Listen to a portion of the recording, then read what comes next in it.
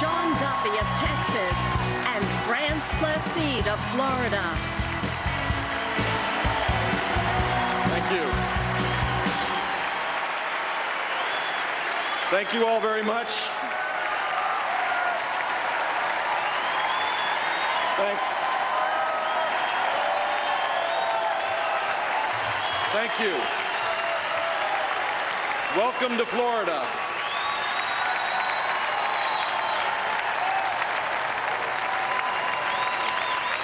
Bienvenidos a nuestra querida Florida. Thank you. Before I begin my remarks, I have something personal I'd like to share with you. I've been so blessed to be part of a family that has committed its life to public service.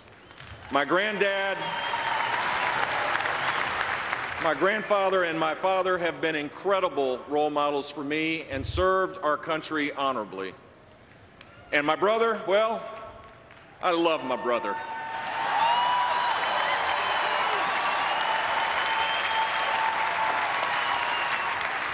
He is a man of integrity, courage, and honor.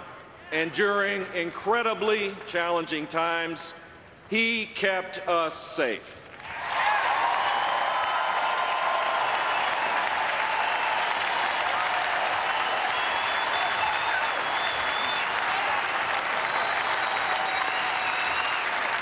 So, Mr. President,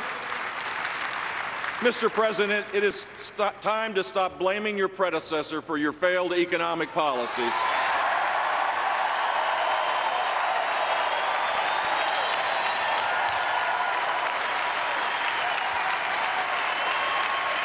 You were dealt a tough hand. You were dealt a tough hand, but your policies have not worked. In the fourth year of your presidency, a real leader would accept responsibility for his actions, and you haven't done it. Now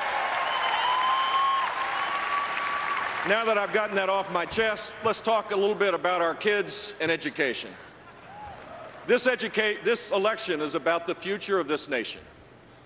We can shape that future with what we do here, with what we do on November 6th. We can restore America's greatness.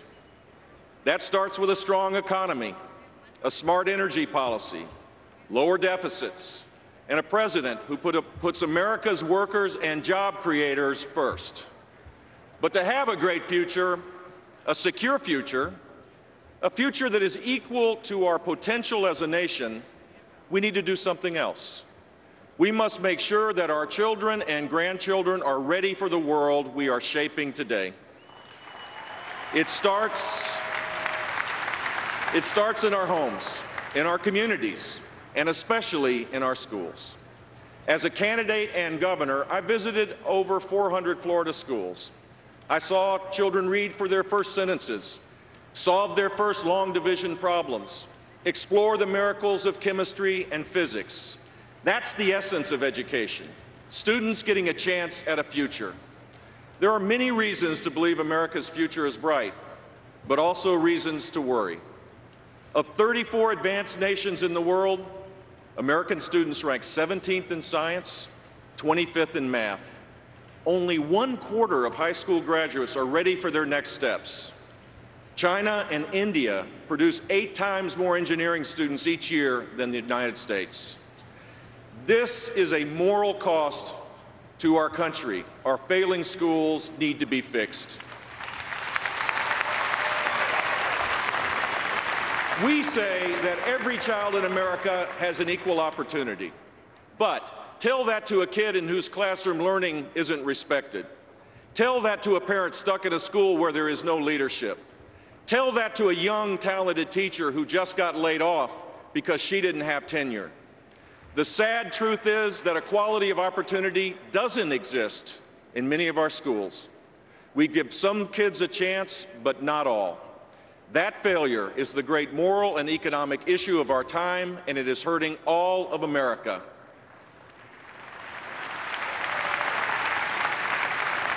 I believe we can meet this challenge. We need to set high standards for students and teachers and provide students and their parents the choices they deserve. The first step is a simple one. We must stop prejudging children based on their race, ethnicity, or household income.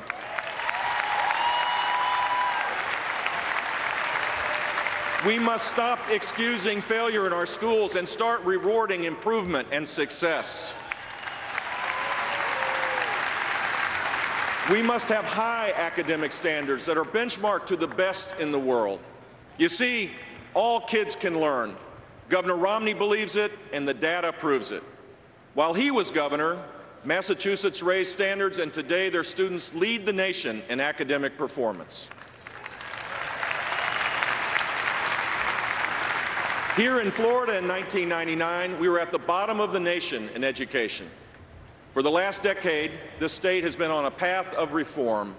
Under the leadership of Governor Rick Scott and local leaders, our focus every day is whether students are learning. That's it.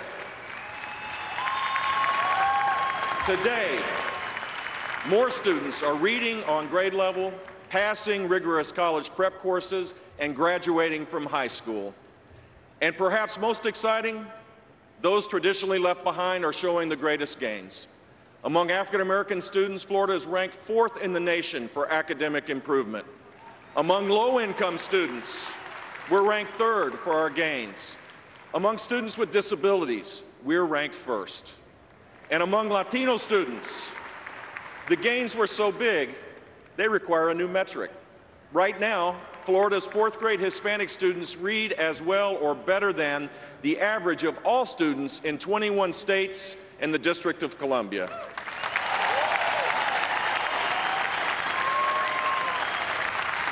These kids were once written off, but today, thanks to teachers like Sean Duffy, we're changing that.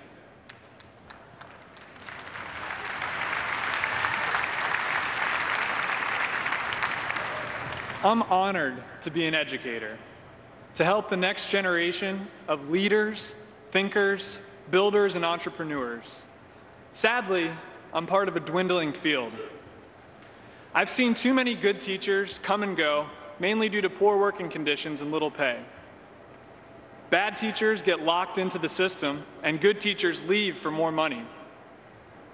On top of the bureaucratic challenges, what we're teaching doesn't always match what our students actually need. To that end, I helped launch a STEM lab at my high school. These labs focus on science, technology, engineering, and mathematics, and help students learn proficiency in these fields. We turn students away from education each year by not providing a robust curriculum that keeps up with the world in which these students live and will eventually work. And at the end of the day, all of what we do, from the educators to the policymakers, has to be student-focused and student-centered. After all, students matter most, and that's what counts. Thank you. Thank you, Sean. I know that Del Valle High School is proud of your efforts, and we need more great teachers like you.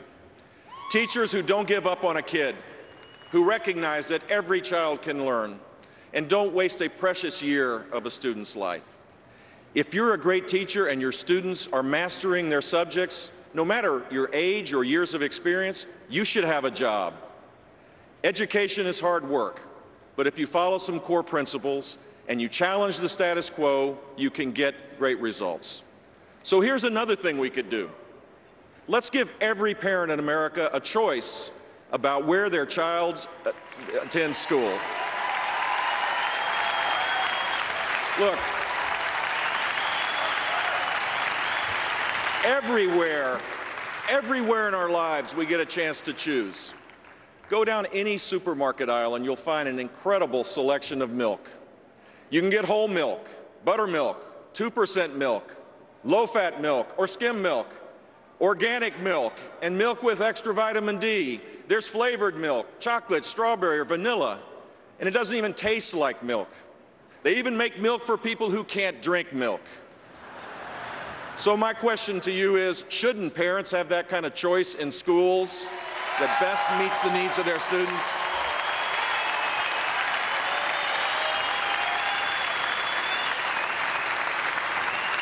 Governor Romney gets it. Mitt Romney gets it. He believes parents, regardless of zip code or income, should be able to send their child to the school that fits them best. That has set him up against some entrenched interest. There are many people who say they support strong schools, but draw the line at school choice. Sorry, kid, giving you equal opportunity would be too risky, and it would upset powerful political forces that we need to win elections. I have a simple message for these masters of delay and deferral. Choose. You can either help the politically powerful unions, or you can help the kids.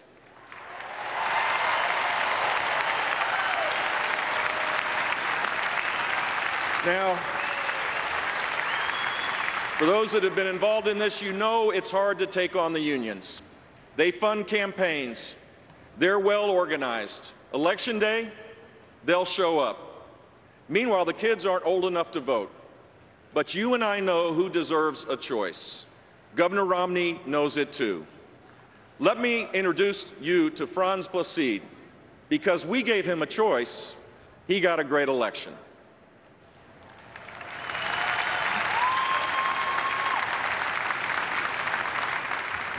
I grew up in the inner city of Miami, in a place where your zip code determines your chances of success. My only option was an unproductive and failing school. I knew that could lead to an unproductive and failing future. Thanks to Governor Bush's school choice program, I got the chance to choose a better school. Making my education my priority, I enrolled at one of the toughest high schools in Miami, Archbishop Curley Notre Dame.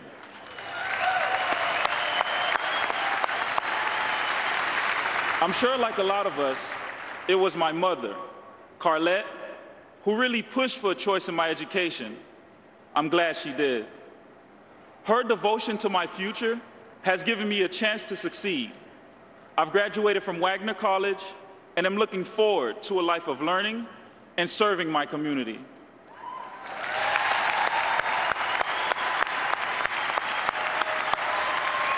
Who knows what the future would have held if I didn't have a choice in my education?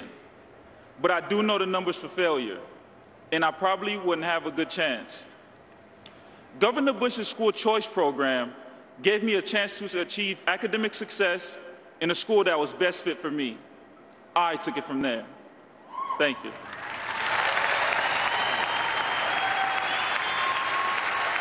Thank you, Frantz. It is an incredible honor to see you grow up. And Frantz's story is, and many others, is a driving force across this nation to bring about necessary change. And some of the biggest reformers are Republicans. Governor Mitch Daniels in Indiana and Bobby Jindal in Louisiana have expanded school choice beyond what we have here in Florida. Governor Martinez in New Mexico is raising expectations, holding schools accountable for students gaining critical reading skills. Governor LePage in Maine and Deal in Georgia are transforming education by pushing schools to harness the power of technology and digital learning. Idaho Governor Otter and Superintendent Luna are raising up the best teachers and separating out the ineffective ones. That earned them some enemies. Some of them slashed the superintendent's tires, but he didn't back down. Governor Scott Walker in Wisconsin led his state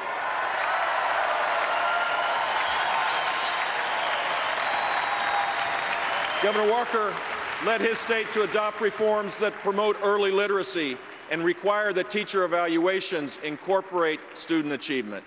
In Nevada, Governor Sandoval pushed for reforms to end the damaging practice of last in, first out, where teachers are hired or fired based on their years in the system, not their impact in the classroom. Governor Haslam in Tennessee is making sure every classroom has an effective teacher. Because he is a former governor, Mitt Romney understands that states must lead this national movement. In Massachusetts, Governor Romney narrowed the gap between students of different races, raised testing standards, and put into place a merit scholarship, the John and Abigail Adams Scholarship, that gives students 4 tuition-free years at any Massachusetts public institution of higher learning. He is a champion for bringing hope to education, and he intends to be a champion for equality of opportunity a president who always puts students first.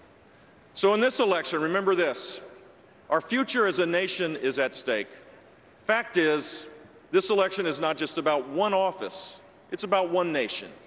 If we want to continue to be the greatest nation on the planet, we must give our kids what we promised them: an equal opportunity. That starts in the classroom, it starts in our communities, it starts where you live. And it starts with electing Mitt Romney, the next President of the United States.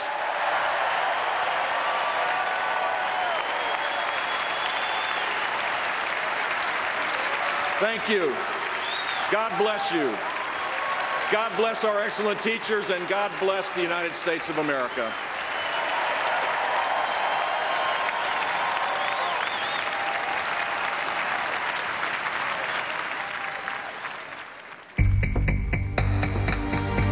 Over the last 3.5 years, we've seen